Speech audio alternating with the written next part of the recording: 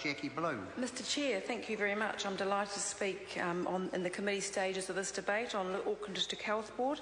First, I'd like to acknowledge the Minister of Health, the Honourable Tony Ryle, for his leadership in the health sector, which is now happily a very settled sector that's in stark contrast to what it was before he took over. Back then it was a demoralised and disenchanted sector where clinicians were considered part of the problem, not the solution, where women were shipped off with breast cancer for radiotherapy in Australia, and where tens of thousands of New Zealanders had been culled from waiting lists.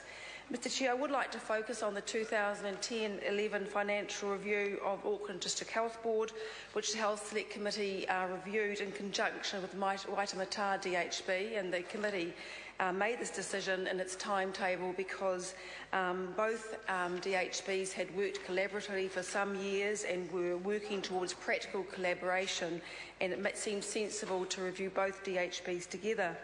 Both DHBs share a chair, that's Dr Lester Levy, a Māori board member and integrated back office functions. And I'd like to acknowledge Dr Levy for his leadership, in particular reference to Waitemata DHB, which has been quite a troubled DHB prior to his taking this chair, and Dr Levy reported collaboration at every level, which the committee was very pleased to hear.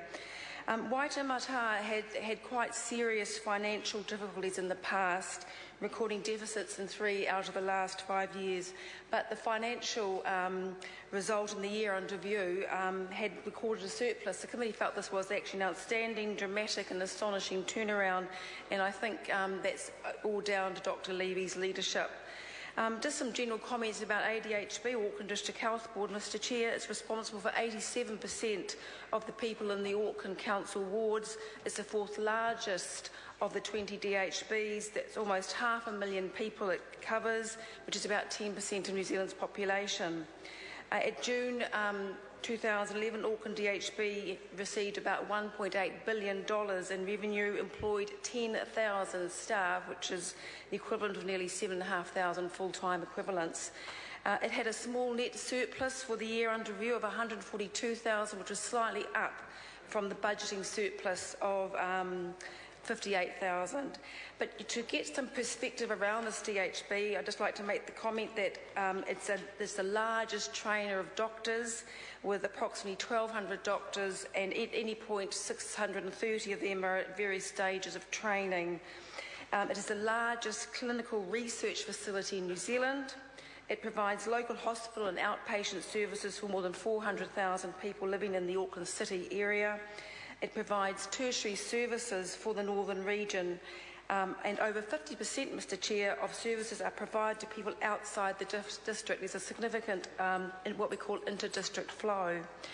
It's a provider of many specialist services, such as organ transplant, that's heart, lungs and livers, acute massive pulmonary embolism treatment services, paediatric intensive care, major head trauma following neurosurgery, high-risk obstetrics, and a number of other tertiary services such as clinical genetics, paediatric oncology for patients in the northern and midland regions. Mr Chair, it's a very busy DHB, and there's many layers and complexities in its operation.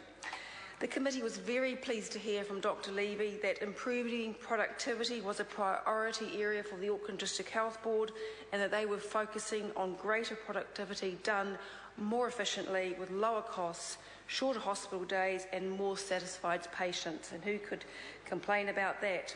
And I'd like to just talk about the Health Minister's introduction of health targets, because that really has put DHBs, their minds on productivity. And these health targets are national performance measures specifically designed to improve performance. They've been accepted widely through the sector. They haven't been seen threatening by clinicians. They provide a focus for action. And they are produced quarterly, they're published quarterly, and they cover such as emergency departments, elective surgery, cancer treatment waiting times, particularly radiotherapy, immunisation, better helping smokers to quit, diabetes and cardiovascular services.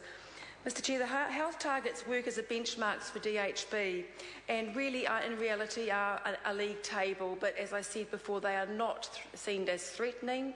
In fact, DHBs have used them to benchmark each other and to step up. and quite frankly, Waitemata has turned from being one of the poor performers to one of the top performers. The question is that the Health Committee on the 2010-11 Financial Review of Auckland District Health Board be noted. Those of that opinion will say aye. To the contrary, no. The ayes have it. I understand that the next entity members wish to debate is career services. The question is that the report of the Education and Science Committee on the 2010-11 Financial Review of Career Services be noted. Mr. Chair. The Honourable Hekia Parata.